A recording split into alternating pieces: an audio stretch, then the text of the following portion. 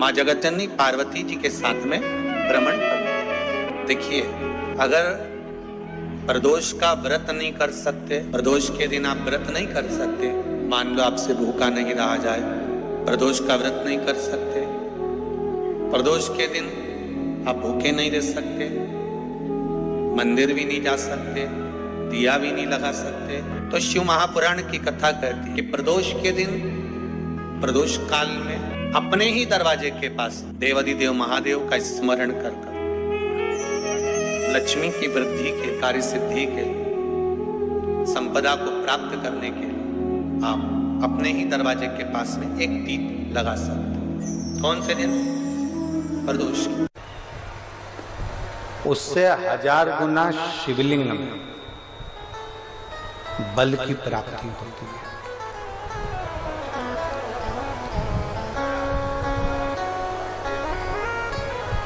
प्रदोष के दिन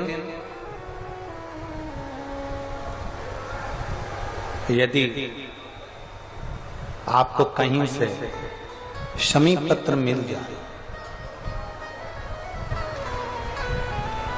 प्रदोष के दिन यदि कहीं से आपको शमी पत्र मिल जाए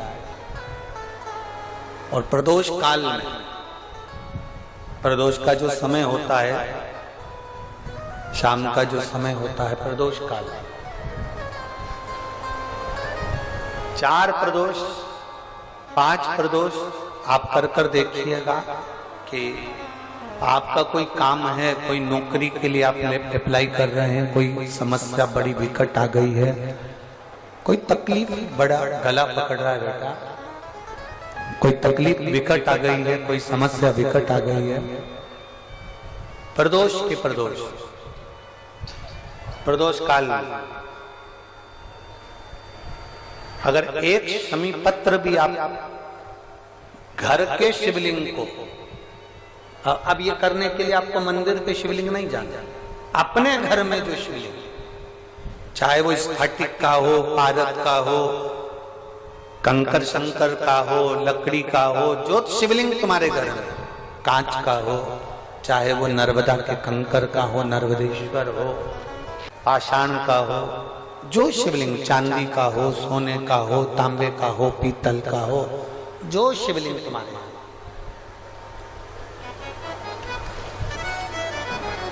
एक शमी पत्र यदि आप भगवान शंकर के शिवलिंग पर समर्पित कर रहे हो और उस शमी पत्र को उठाकर रात्रि को 9:15 की जो एक मुहूर्त होता है, एक समय होता है, जिस समय पर हम अपने मन की बात भगवान शंकर को कहते हैं, पूर्व में भी इसका वर्णन हम कर चुके हैं कथाओं में, उस 9:15 पर वो शमी पत्र को उठाकर एक कागज में, एक कटोरी में उसको रखते थे। 4 या 5 प्रदोष के उस शमी पत्र को अपने पास में रखिए और जिस कार्य के लिए जा रहे हो उसको जेब में ऊपर के भाग में उसको रखकर लेकर जाइए, आपका वो कार्य सफल होकर ही रहेगा, वो रुक नहीं सकता। शमी पत्र में इतना बल होता है, प्रदोष का जो शमी पत्र होता है वो बड़ा बलवान होता है, बड़ा एक पत्र। 2 चीजें बड़ा स्मरण में रखिएगा, एक वैशाख महीने में मट्टी के पात्र का जल, जब वैशाख का महीना आए ना, जितने यहां बैठे और जितने आस्था चैनल पर सुन रहे हो, जितने फेसबुक यूट्यूब पर कथा श्रवण कर रहे हैं, जितने मोबाइलों पर देख रहे हैं,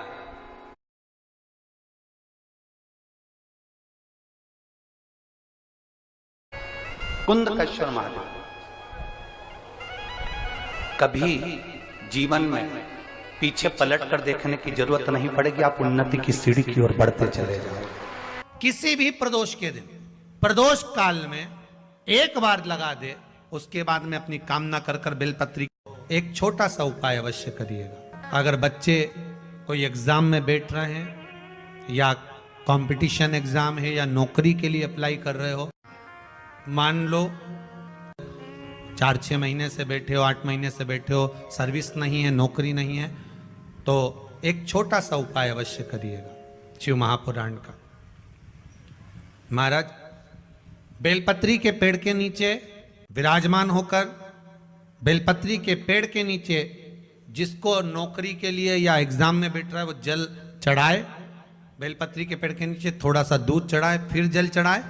और अपने राइट भाग में घी का दिया और अपने लेफ्ट भाग में तेल का दिया। किसी भी प्रदोष के दिन, प्रदोष काल में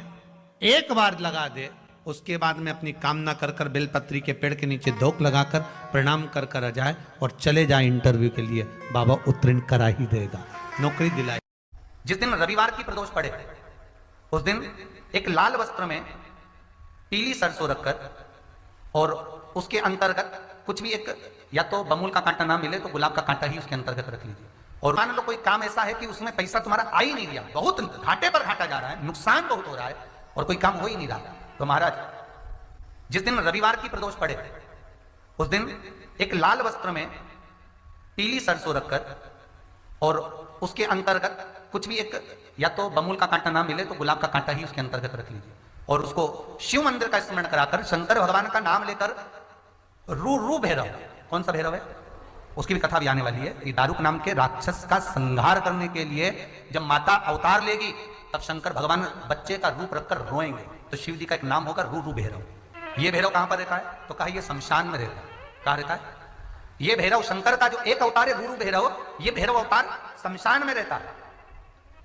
तो इस भैरव का काम क्या है तो कहा शमशान में, शमशान की जो अग्नि होती है भले की लकड़ी रहे, भले उसमें कोई पदार्थ डाले ना डाले,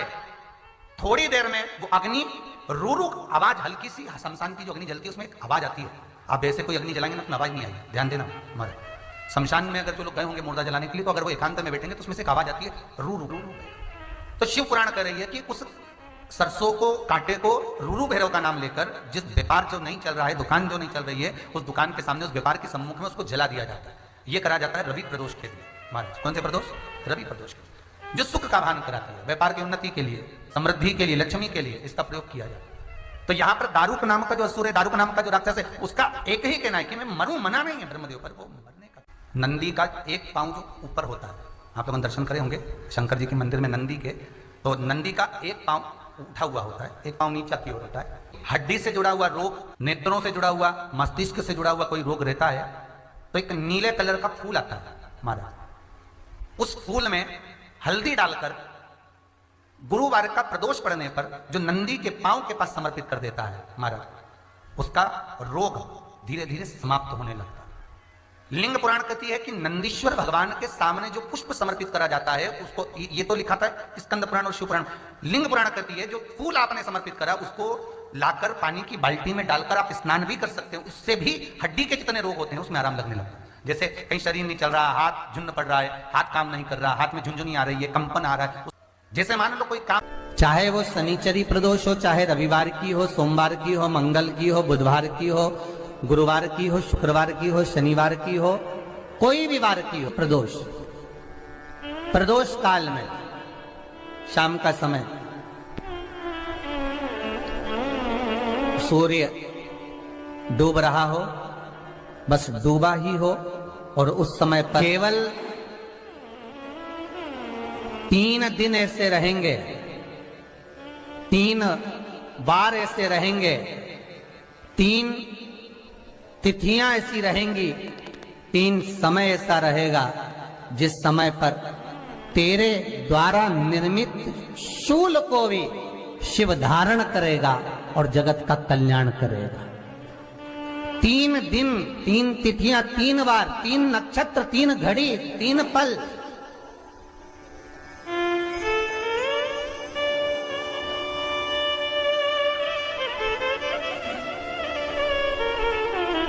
जिसमें बाबा शूल भी धारण करते हैं, और शूल अकेले धारण नहीं करते महाराज। जो धतूरा होता है ना, दर्शन करें धतूरे के, कांटे कांटे सा होता है धतूरा, तो वो धतूरे के साथ में बाबा शूल धारण करते हैं, बेलपत्री के शूल को। ये बहुत बहुत आनंदमय कथा है महाराज जी, जिसके जीवन में हमेशा कांटे ही मिले हैं। बेटी बड़ी हुई तो घर में मायके में दुख देखा, और मायके से गई ससुराल में तो ससुराल में दुख देखा, ससुराल में भी दुख देखने के बाद में भी पति को बहुत कुछ काम खुलवाया, बहुत धंधे खुलवाए, नौकरी लगवाई, पर वो पति बार बार छोड़ कर आ गया, बार बार तकलीफ भोग रहा है, बार बार कष्ट भोग रहा है। फिर थोड़े दिन काम करता है, थोड़े दिन छूट जाता है, फिर व्यापार में बढ़ता है, फिर छूट जाता है, फिर कोई दुकान खुलवाई, थोड़े दिन अच्छी चली, फिर वापस वहीं घर पर आकर बैठ गया। अर्थात उसके जीवन में वो शूलता चल रही है। तो बाबा देवाधिदेव महादेव कहते हैं ये 3 घड़ी, 3 पल, 3 नक्षत्र, 3 समय, 3 दिन में जो शूल मुझे समर्पित करता है उसके जीवन से मैं शूल हटा देता हूं। वो 3 दिन लिखे स्कंद पुराण।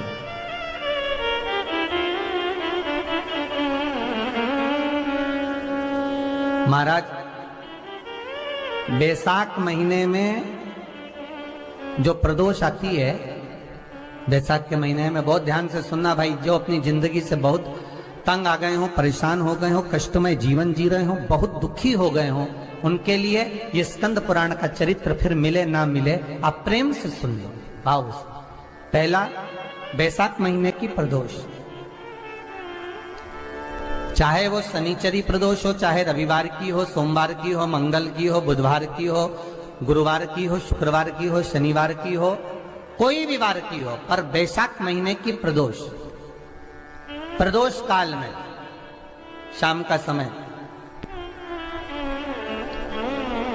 सूर्य डूब रहा हो, बस डूबा ही हो,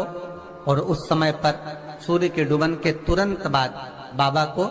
धतूरे के साथ में बेलपत्री ना चढ़ाते हुए बेलपत्री के